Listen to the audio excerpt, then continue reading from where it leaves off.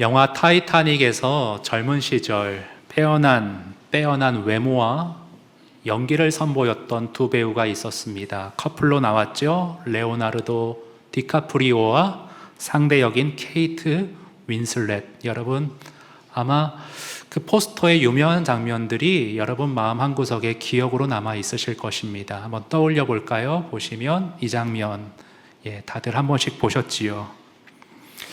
그런데요, 이 타이타닉이 개봉한 이후에 11년이 지나서 똑같은 이 두 배우가 한 영화를 더 찍게 됩니다. 근데 그 영화에서는 이제 막 소위 말해 썸 타기 시작하는, 호감을 갖기 시작하는 연인 사이가 아니라 결혼하여 아이를 낳고 현실을 살아가는 현실 부부의 역할로 이 두 부부가 나오는 영화가 있는데, 레볼루셔너리 로드라는 영화가 있습니다. 한번 포스터 띄워주시겠어요? 좀 글씨가 작은데 여러분 부제목이 이렇습니다. 사랑과 현실 사이의 길. 또 이것이 정말 우리가 꿈꾸던 사랑일까? 이렇게 문장이 적혀 있습니다. 내려주시고요. 이 영화를 보고 누군가는 이렇게 한 줄 평을 내놓았습니다. 특별함이라는 마취가 풀린 뒤 찾아오는 평범함이라는 이름의 지독한 통증. 연애 감정의 그런 특별함이 아니라 이제는 현실을 살아가는데 쉽지 않다라는 의미를 담고 있습니다. 여러분의 가정들은 어떠십니까? 현실을 부대끼며 살아갈 때 혹시 통증이 있지는 않으십니까? 그리고 이렇게 할 수밖에 없는 것이 우리의 제약된 현실에 그것밖에는 방법이 없다는 것입니까? 아니요. 우리를 구원하신 하나님은 저와 여러분에게 영원한 생명을 허락하실 뿐 아니라 이 세상에서도 완전하진 않지만 당신의 지침 따라 우리의 가정들 안에 지독한 통증보다는 파릇파릇 솟아나는 어떤 연애 감정 이상의 더 영롱한, 더 깊이 있는 기쁨을 계속 경험하기 원하시는 것이 저는 하나님이 설계하신 가정의 모습이라고 믿습니다. 그래서 오늘 이 말씀에 비추어 우리 가정의 모습을 한번 점검하고 부족한 부분이 있다면 좀 도약하는 의미 있는 가정의 달 말씀으로 한번 묵상했으면 좋겠는데요. 우리가 앞서서 기도했지만 이 자리에는 아직 가정을 이루지 않은 분도 계실 것이고 가정에 여러 가지 이 말씀을 적용하기에는 어려운 분들도 있으실 것입니다. 그러나 진리의 영이신 성령께서 각자에게 맞게 적용시켜 주실 때 결혼을 안 한 분이 있다면 가정의 어떤 그러한 청사진을 다시금 마음에 떠올리며 기대감을 가지실 수도 있으실 것이고, 아직 짝 믿은 가정이라면 내 기도 가운데 섬김 가운데 지치지 않은 희생과 또 살핌 가운데 언젠가 가족들이 돌아올 때 이런 가정을 더 이루겠다 미리 소원하고 주님 앞에 그림을 그리는 의미 있는 시간들로 각자가 좀 이 말씀 받으실 수 있기를 원합니다. 그러면요, 여러분 한번 오늘 주님이 주시는 지침, 우리 가정에 주시는 지침이 뭐냐, 그것을 한마디로 이렇게 좀 정리해 볼 수 있는데요. 화면 보시겠습니다. 성경은 자신의 기쁨을 배우자의 기쁨 아래서 추구하라고 오늘 본문에서 명령하고 계시는데요. 잠깐 그대로 두시고요. 이 원리가 오늘 설교의 전부이기 때문에 마음에 새기는 의미에서 빨간색 부분만 저를 따라 한번 읽어보겠습니다. 제가 먼저 읽습니다. 자신의 기쁨을 배우자의 기쁨 안에서 추구하라. 배우자의 기쁨 안에서 추구하라. 잠깐 그대로 놔두세요. 무슨 말이에요? 사랑하는 이의 상대방의 기쁨 안에서 내 기쁨을 추구하라는 말입니다. 여기 오늘 존 파이퍼 목사님의 책 내용을 저 나름대로 좀 쉽게 풀어 저는 오늘 설교해 보고자 하는데, 파이퍼 목사님이 내용은 참 좋은데 사실 읽기가 쉽지가 않습니다. 그래서 저 나름대로 이 내용을 풀어서 여러분에게 또 저에게 삶의 좀 가정에 적용해 보고자 합니다. 여러분, 지금 방금 목사님이 이 문장, 이 지금 원리가 개인의 주장이 아니라 성경의 명령이라 이렇게 말씀하고 계셨는데, 이게 오늘 본문에 그러한 원리가 나와 있습니다. 우리 28절 다시 한번 같이 읽겠습니다. 시작. 이와 같이 남편들도 자기 아내 사랑하기를 자기 자신과 같이 할지니 자기 아내를 사랑하는 자는 자기를 사랑하는 것이라. 28절 끝에 보세요. 자기 아내를 사랑하는 자는 곧 자기를 사랑하는 것이라. 이 말씀에서 파이퍼 목사님이 이 원리를 뽑아낸 거예요. 자기 아내를 위하는 것, 자기 아내를 기쁘게 하는 것, 그것이 곧 나를 위하는 것이고 내 기쁨이 된다는 원리입니다. 저는 오늘 어린이 어버이 주일을 맞아서 평상시 같이 본문을 한 절 한 절 다 강의하지는 않을 거예요. 오늘 다른 순서도 있었기 때문에 그냥 문맥을 보기 위해서 제가 통으로 단락을 잡았지만 이 28절 그것도 끝부분 말씀의 원리만을 좀 여러분과 집중적으로 한번 살펴보기를 원합니다. 여러분, 우리는요 상대방을 위하거나 또 상대방과 어떤 좋은 관계를 유지할 때 쉽지 않은 벽을 느낍니다. 남뿐 아니라 가족인데 사랑해서 결혼했는데 왜 그렇게 다른지 모르겠습니다. 그렇죠? 아까 레볼루셔너리 로드 부부가 완전히 성격이 틀려요. 성향이 틀려요. 아내는 예술가, 연극 배우인데 한마디로 예술가적인 극 F입니다. 완전 감정적이에요. 남자는 극단적인 T, 이성. 그래서 아내가 연극을 망쳤어요. 그러면 그 아내의 마음을 좀 살펴주고 위로해줘야 될 텐데 공감을 못해 남자가. 그래서 한다는 말이 뭐 이미 지나가는 거 어쩔 수 없지 뭐. 말이라도 하지 말지. 서로에게 정말 이렇게 서로를 간격을 벌리게 만드는 성향의 다름의 차이를 영화에서의 배우뿐 아니라 여러분도 아마 겪고 계실 것입니다. 내 맘 같지 않잖아요. 그렇죠?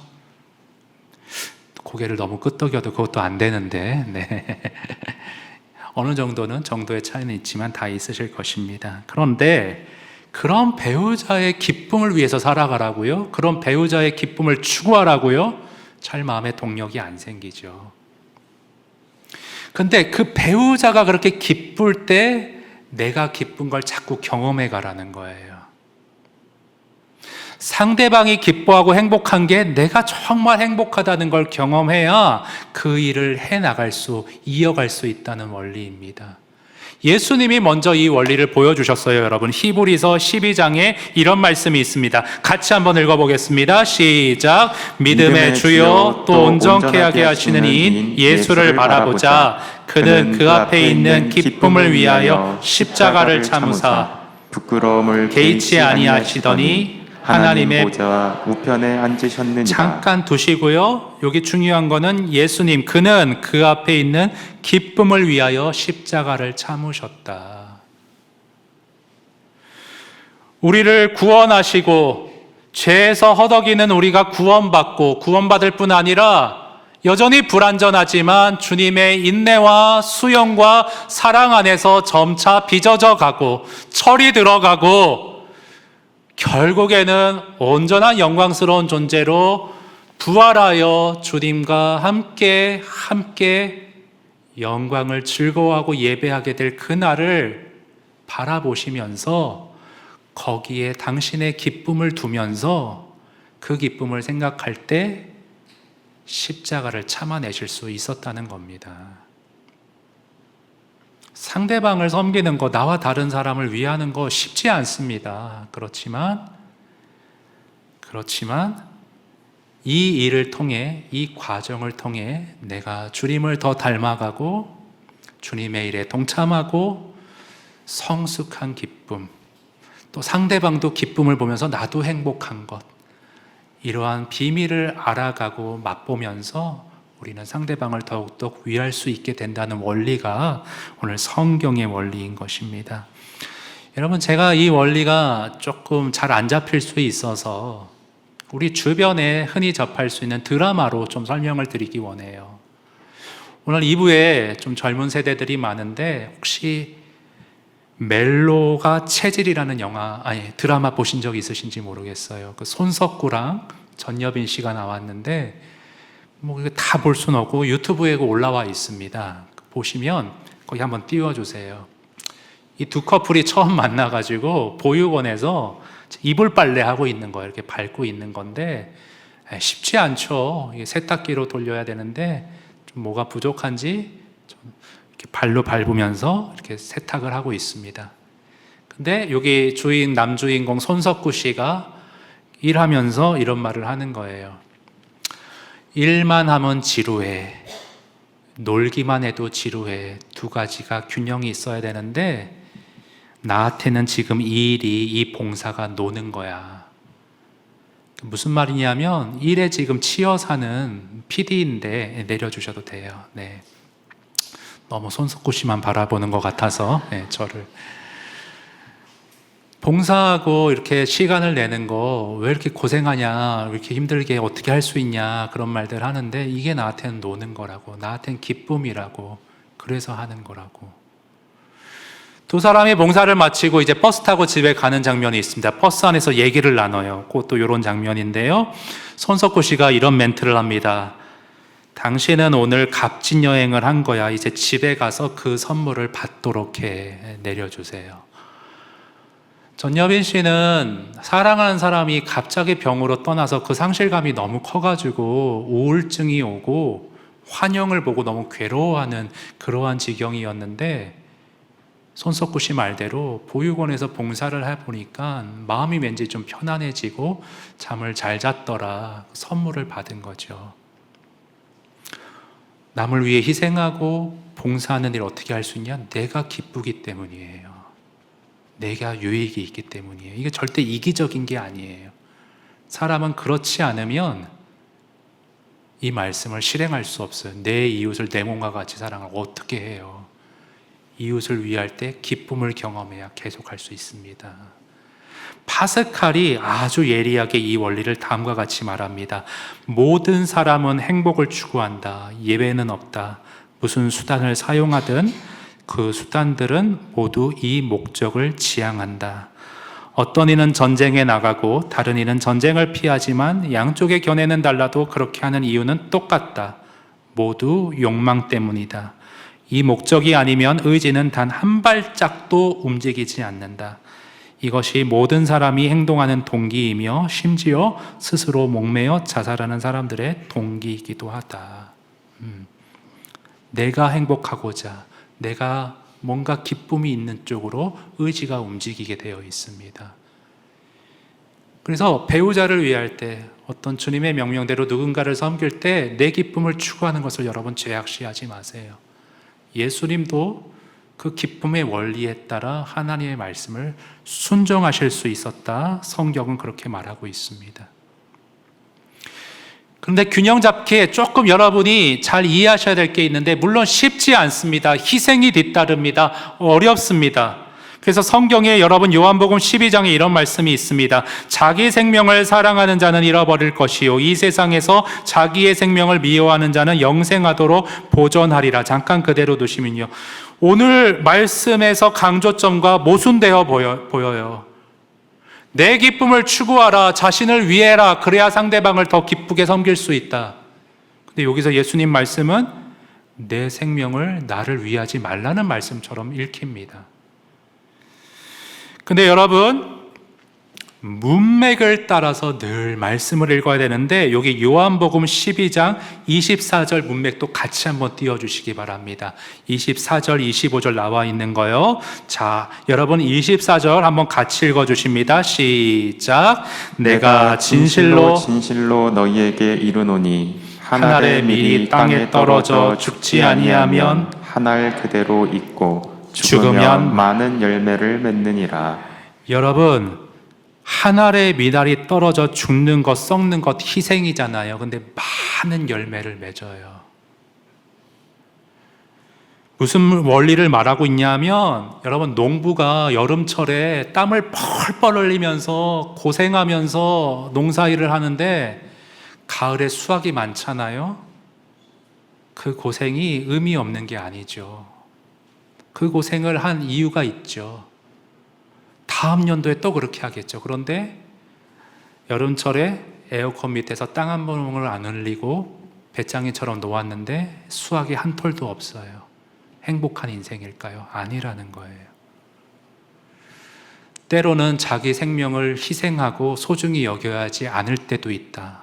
전적으로 헌신하고 내 모든 걸 드려야 할 때가 있다. 그러나 그것은 의미 없이 그렇게 하는 것이 아니라 내 기쁨과 뒤따를 보상을 생각할 때 마땅히 그렇게 할 수 있다는 것입니다. 내가 배우자를 기쁘게 위하고 헤아리고 섬기고 희생하고 좋게 해주려고 그럴 때 배우자가 기쁠 것이고 그 반응으로 인해서 나에게 또 뭔가 달라지는 어떤 오감이 있을 것이고 우리 자녀들이 그것을 보는 가운데 자라갈 것이고 뒤따를 보상의 기쁨을 생각해 보라는 거예요, 여러분. 쉽지 않지만 이기적인 존재이지만 그 기쁨을 그 보상에 욕심을 내보라는 것입니다. 제 얘기하기가 참 부끄럽지만 마땅한 예가 없어가지고 뭐를 넣을까 하다가 이거 좀 갖고 와 봤습니다. 저희 아내가요, 먹고 싶다는 무슨 메뉴를 얘기를 잘 안 해요. 근데 참 감사하게 저한테 거의 맞춰주려고 그래요. 저한테 맞춰주려고 그래요. 근데 어느 날인가, 금요일인가, 굉장히 다음날 순장반도 있고 설교 준비도 이제 딱 막바지에 이르렀던 어떤 그런 중요한 시기인데 그날 저녁에 돈가스가 먹고 싶다는 거예요. 돈가스가. 근데 그 집이 배달의 민족 배달이 안 됩니다. 제가 아는 맛집이 있는데 배달이 어디라고 말씀은 안 돼요. 좀 허름한데 저만이 아는 맛집이에요. 근데 꼭 데리고 가고 싶은 겁니다. 꼭 데리고 가고 싶은 거예요. 근데 그 흐름이라는 게 있거든요. 뭐를 이렇게 준비하거나 성경 공부할 때 막 영감이 떠오를 때가 있거든요. 삘이 왔어요. 네, 하나님이 지금 뭘 원하실까? 섬기라고 하시니 성령이 감동을 주시더라고요. 그래서 데리고 갔습니다.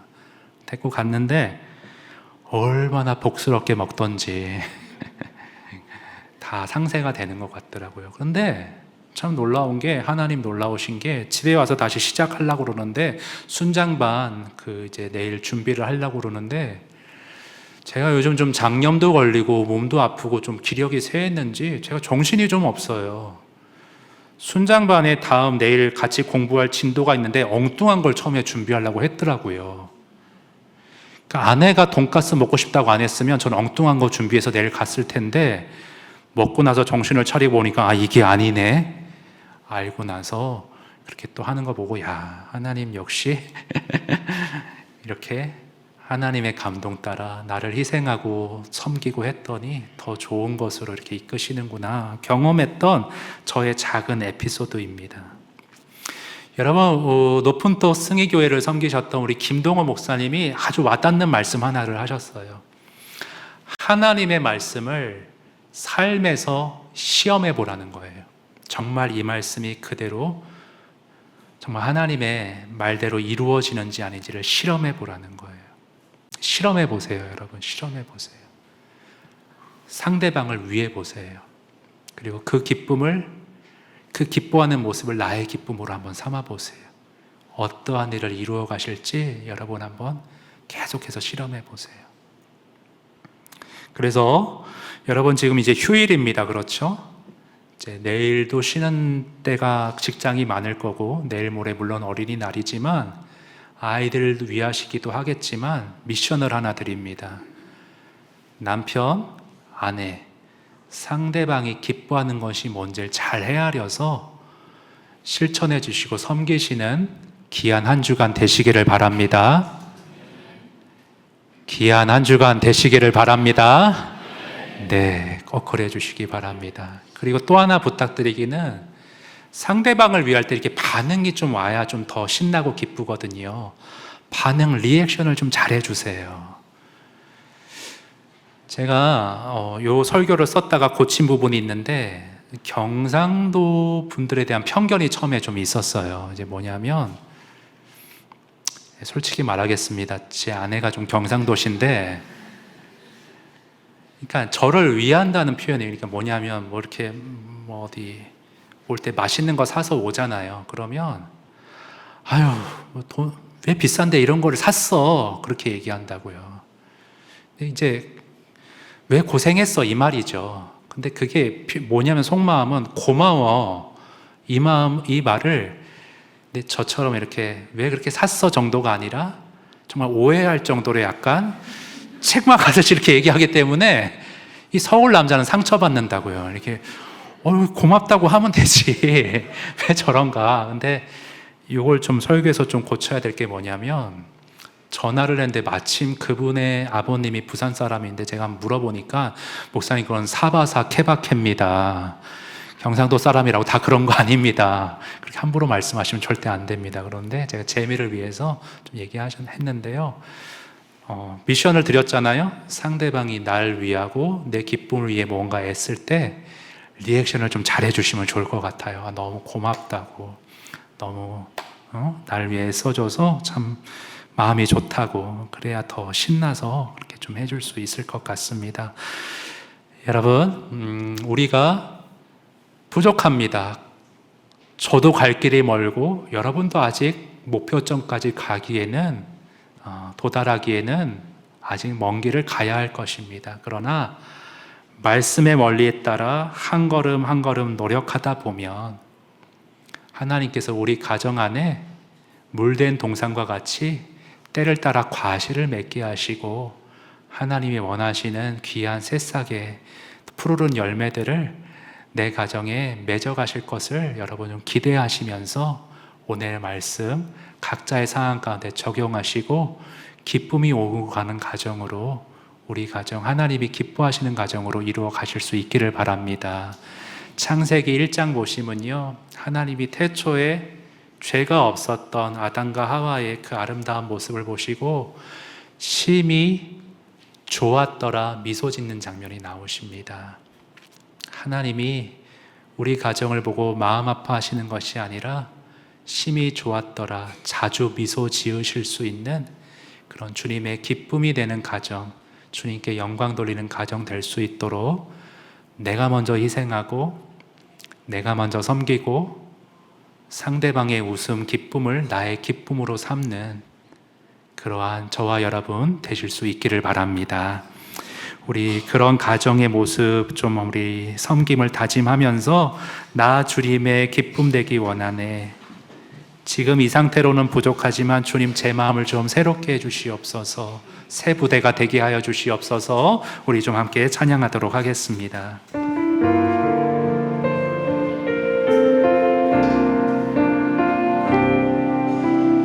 나 주님의 기쁨 되기 원하네. 내 마음을 새롭게 하소서. 새 부대가 되게 하여 주사.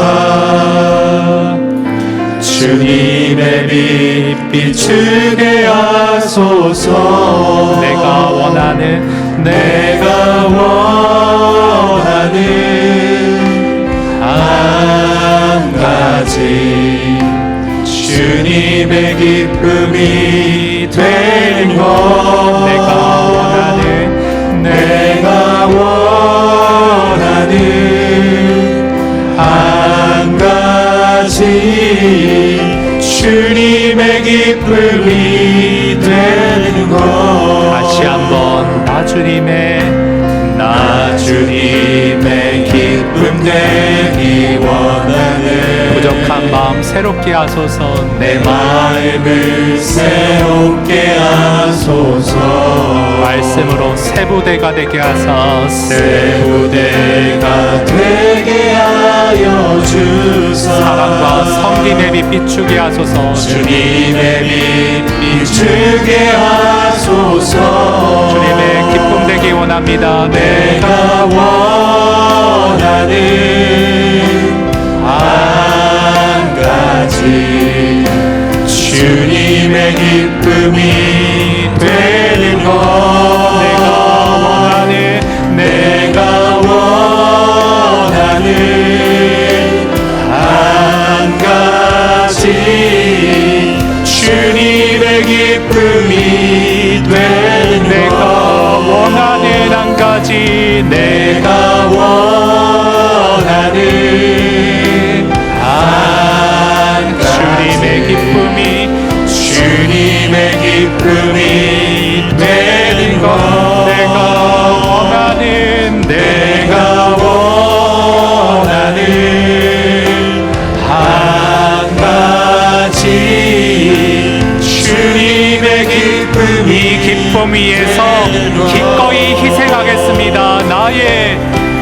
나의 생명을 드리니 주 영광 위하여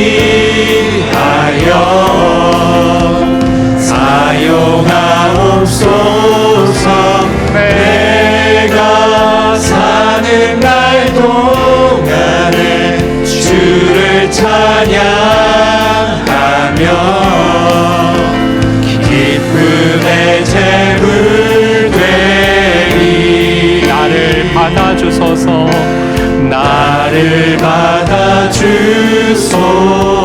부족한 나를 받아주소서. 나를 받아주소서.